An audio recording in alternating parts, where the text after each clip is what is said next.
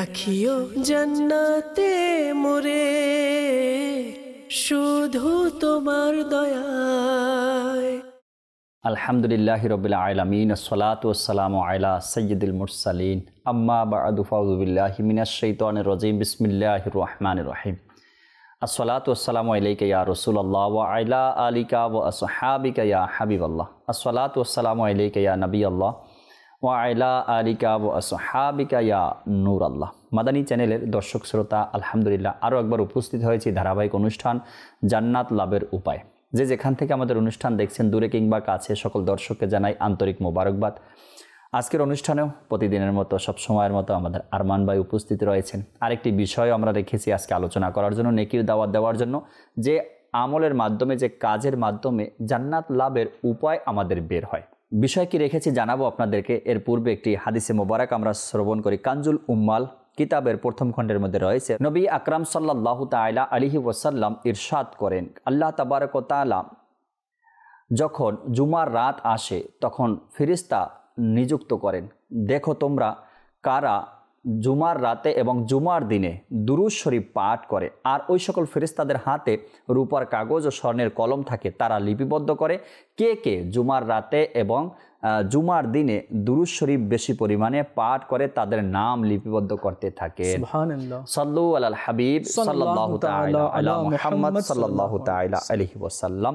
দর্শক শ্রোতা, আজকের এই বিষয় আমরা, আজকের এই অনুষ্ঠানে আমরা বিষয় রেখেছি কি মুসলমান ভাইয়ের যে পেরেশানি রয়েছে, যে সমস্যা রয়েছে, প্রবলেম রয়েছে, দূর করার কি ফজিলত এবং সওয়াব রয়েছে। আমার মুসলমান ভাইরা অনেক পেরেশানিতে থাকে, অনেক সময় অনেক দুঃখ কষ্টের মধ্যে তাদের দিন অতিবাহিত হয়। আমরা তার আশেপাশেই থাকি, আমার প্রতিবেশীর মধ্যেই এমন অনেকে রয়েছে। যখন আমরা এর ফজিলত জানবো, সওয়াব জানবো, তখন আমারও আগ্রহ বেড়ে যাবে কি হ্যাঁ, এত ফজিলত যেহেতু রয়েছে, আমিও আমার মুসলমান ভাইয়ের পাশে দাঁড়াই, তার সমস্যাগুলো দূর করার চেষ্টা করি। অনেক সময় এমনও হয় দর্শক শ্রোতা, যার সমস্যা, যার অসুবিধা, সে তো মনে করে আমি পাহাড় সমপরিমাণ এক বোঝা মাথায় নিয়ে বসে আছি। কিন্তু আপনার কাছে যখন যাবে, আপনি চাইলে একটা কলমের কালিতেই সেটা সমাধান হয়ে যায়। আপনি চাইলে আপনার একটা ফোন কলের মাধ্যমে সেই সমস্যাটা দূর হয়ে যায়। হয়তোবা ফজিলত না জানার কারণে, সওয়াব না জানার কারণে আমরা এই সকল কাজ থেকে দূরে থাকি অনেক সময়। আজকের অনুষ্ঠানে আমরা এটাই জানবো, মুসলমান ভাইয়ের সমস্যা দূর করার কি সওয়াব আর প্রতিদান রয়েছে। শুরুতেই আরমান ভাই যদি একটি বিষয় আমরা নিয়ে নিই ফজিলত সম্পর্কে, মুসলমান ভাইয়ের সমস্যা সমাধান করা বা পেরেশানি দূর করার কি ফজিলত হতে পারে, কি আসছে কিতাবের মধ্যে? সুবহানাল্লাহ। জাকির ভাই, আমাদের এই অনুষ্ঠান জান্নাত লাভের উপায়, প্রত্যেকটি কথায়, প্রত্যেকটি রিওয়ায়াতে এবং প্রত্যেকটি জানার কথার মধ্যে জান্নাত লুকিত রয়েছে। সুবহানাল্লাহ, মাশাআল্লাহ। যেসব বিষয় নিয়ে আলোচনা হয়, যেসব বিষয় নিয়ে কথা হচ্ছে, বা যেসব বিষয় সম্পর্কে আপনি একটু তুলে ধরেন, তো সামান্য মনে হয় ইয়ার এটা তো খুব সিম্পল আছে, এতটুকু করলেও আমার মনে হয় এটা সমাধান হয়ে যাচ্ছে, আমি একটু করলাম, সমাধান দিলাম, কিন্তু এর প্রতিদান কি? জান্নাত রয়েছে। তো আসলেই চমৎকার একটি বিষয় আপনি নিয়েছেন। আর যখন মানুষ লাভ বুঝে, রাইট, তো সে কাজ করতে আরম্ভ করে দেয়। দুনিয়ার ক্ষেত্রে যখন আমরা লাভ বুঝি, না ওই বাজারে মালটা বিক্রি করলে এত টাকা পাওয়া যাবে, চলো আমরা ওই বাজারে গিয়ে বিক্রি করি, লাভ দেখলে মানুষ লাফিয়ে পড়ে সে বিজনেসের মধ্যে।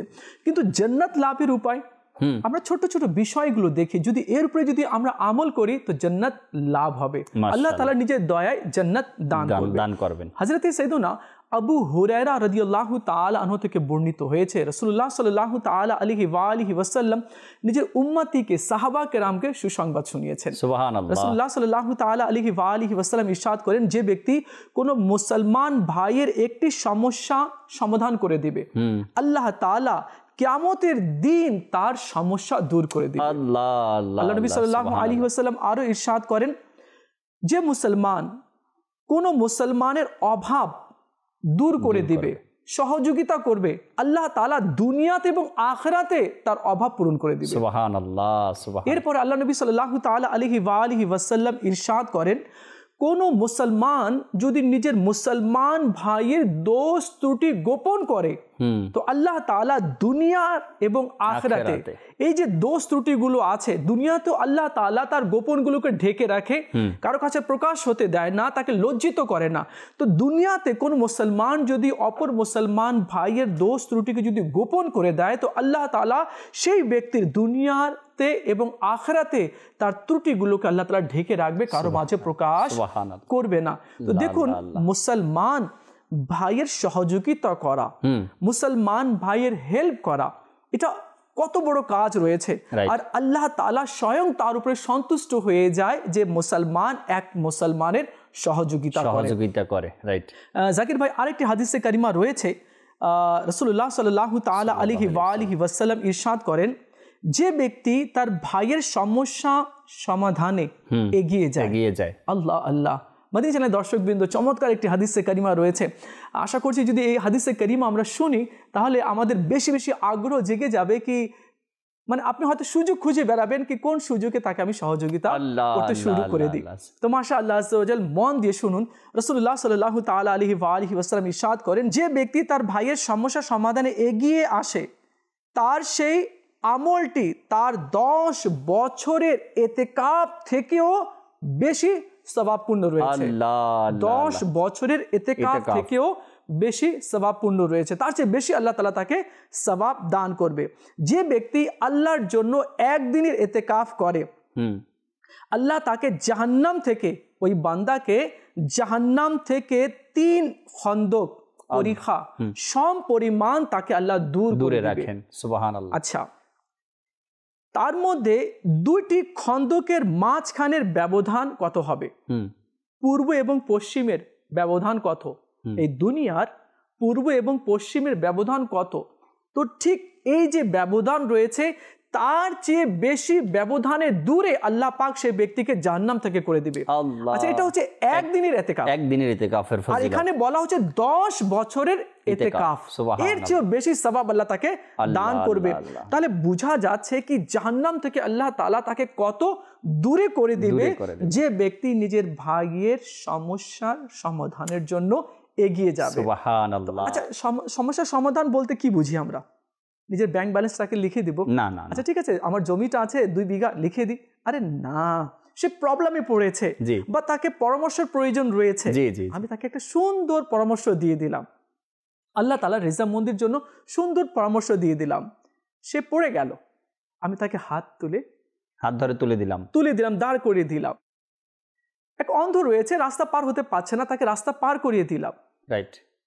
ঘরে অসুস্থ পড়ে রয়েছে, মেডিকেল স্টোরে যেতে পারছে না, আমি তাকে তার টাকা নিয়ে আমি তাকে দিয়ে দিলাম। রাইট। কেউ পানি আনতে পারছে না, আমি কলস ভরে তাকে পানি এনে দিয়ে দিলাম।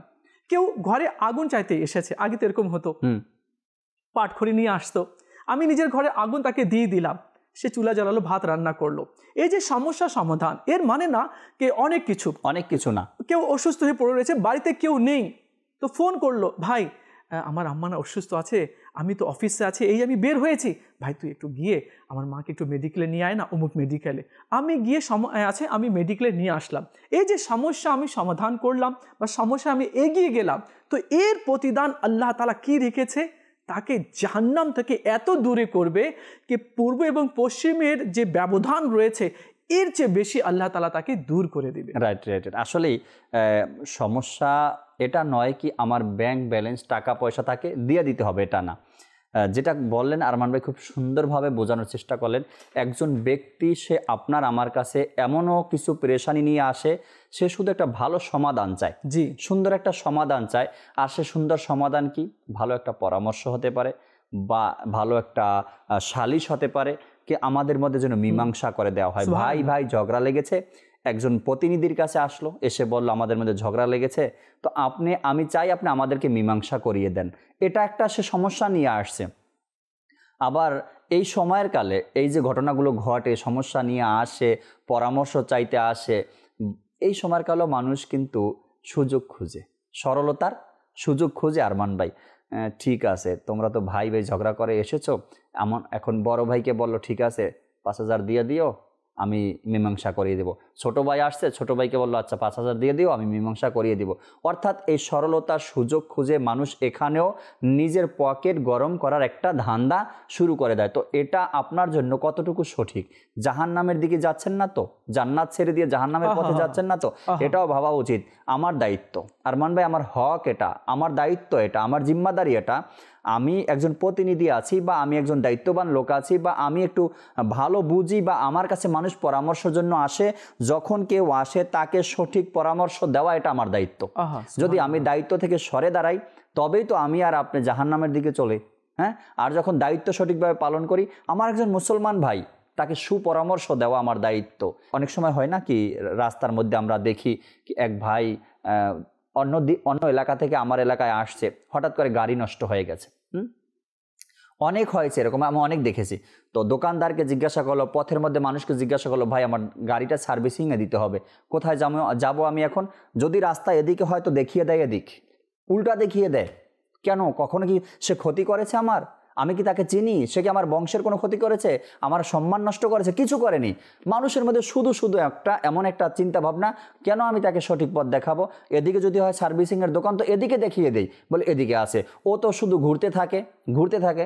একবার এমন হয়েছে, বলল কি একটু সামনে যেতে হবে, গাড়ি নষ্ট হয়ে গেছে, বলে একটু সামনে যেতে হবে। সামনে গেল, আবার জিজ্ঞাসা করলো, আর একটু সামনে যেতে হবে, বলে আর একটু জিজ্ঞাসা করলো, গিয়ে আবার সামনে যেতে হবে। ও ঘুরতে আবার আগের জায়গায় চলে আসছে। কি রে ভাই, আমি একটু সহযোগিতা চাই তোমাদের কাছে, পরামর্শ দিয়ে কোন দিকে যাব।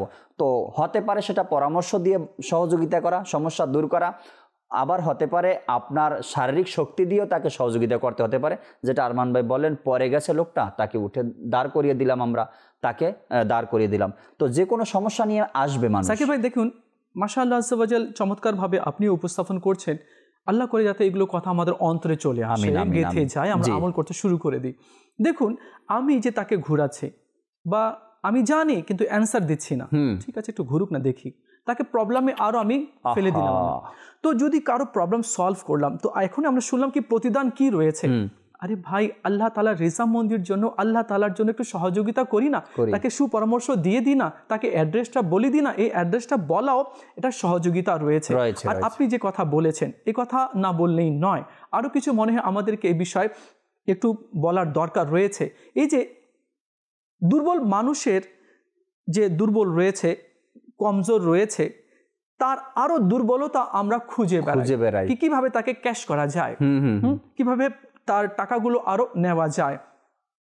আমি এতটুকুই বলবো কি, টাকা কেন করছি আমরা, কেন টাকা করছি আমি?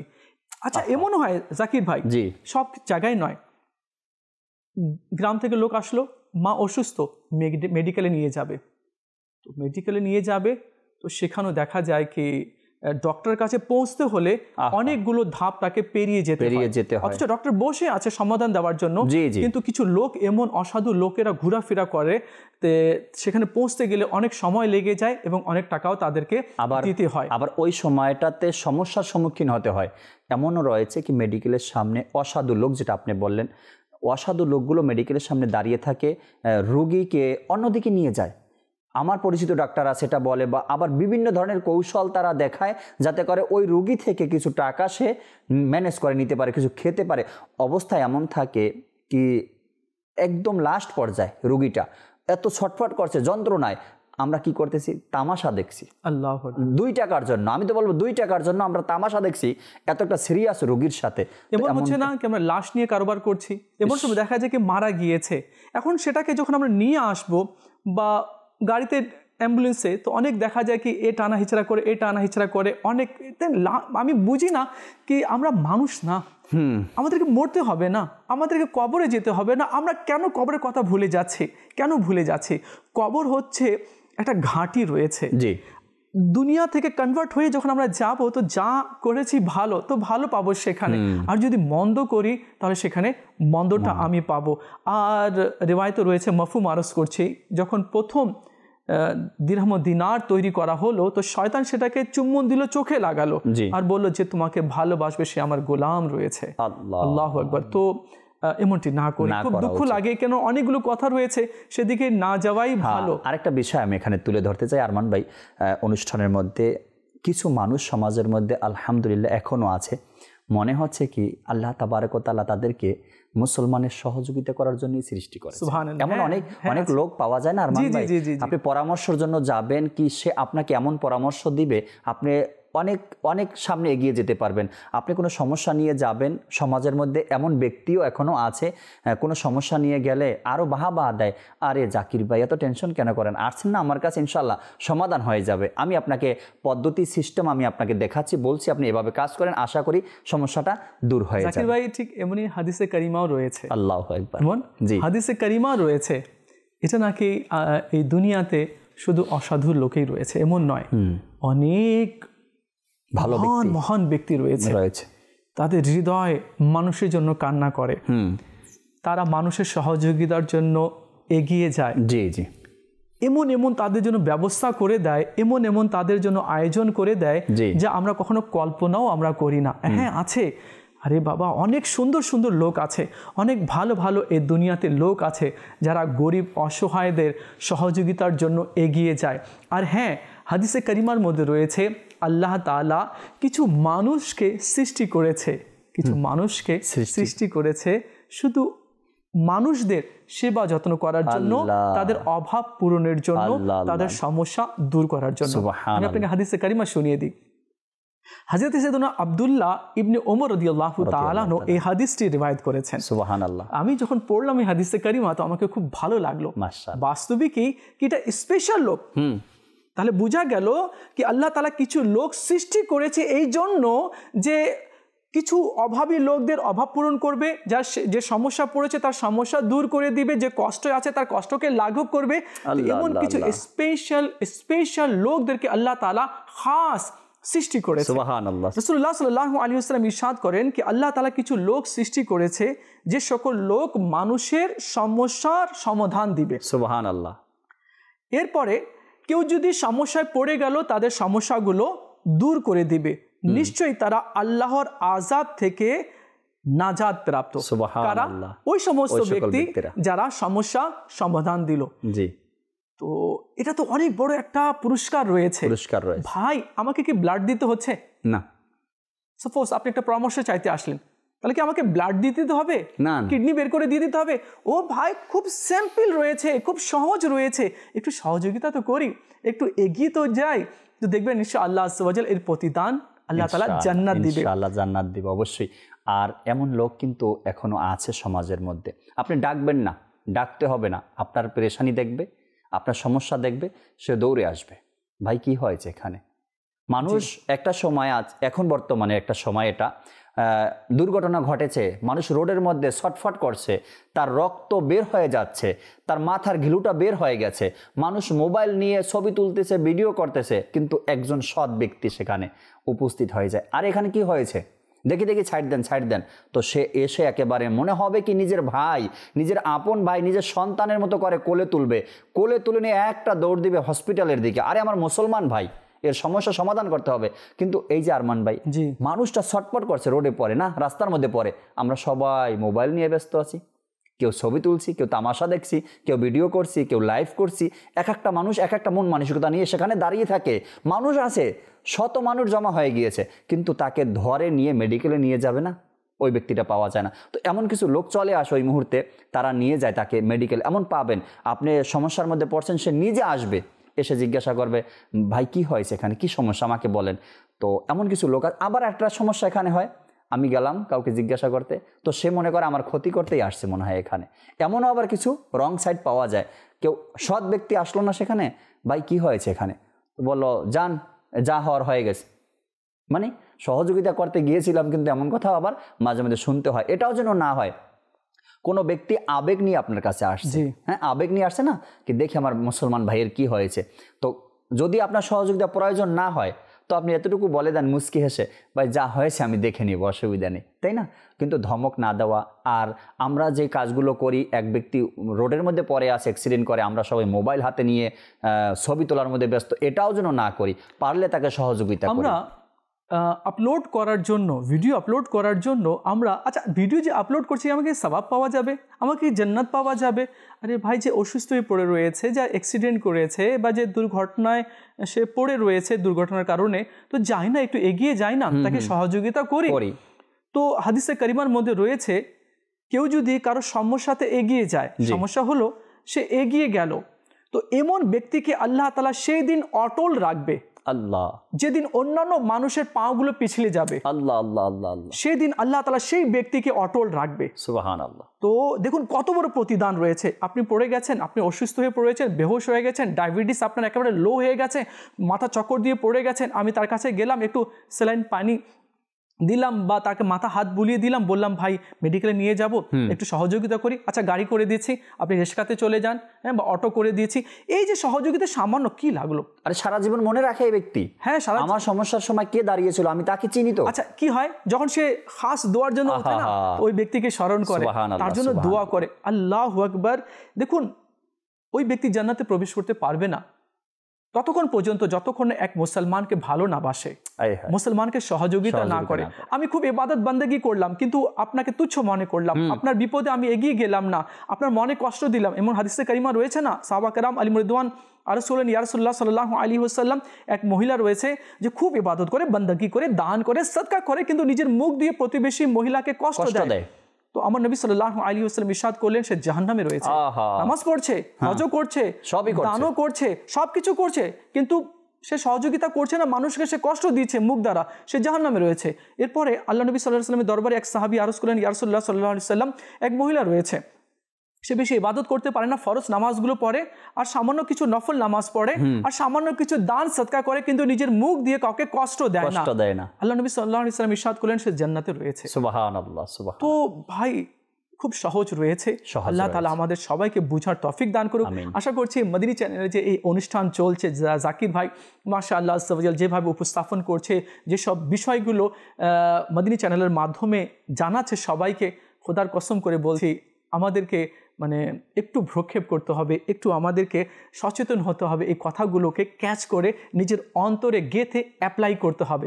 দেখবেন ইনশাআল্লাহ আজ্জা ওয়া জাল জান্নাতের পথ সহজ হয়ে যাবে ইনশাআল্লাহ তাআলা। জান্নাত লাভের উপায়ের মধ্যে এটাও একটা উপায় দর্শক শ্রোতা, কি নিজের মুসলমান আপন মুসলমান ভাইদেরকে সহযোগিতা করা, তাদের সমস্যাগুলো দূর করা, তার কষ্টগুলো দূর করার চেষ্টা করা, কমপক্ষে চেষ্টা যেন আমরা করি, যতটুকু সম্ভব হয় তাদের পাশে যেন দাঁড়াই। আর এটাও বলা হয়েছে জান্নাতে নিয়ে যাওয়ার আমলের মধ্যে একটি আমল।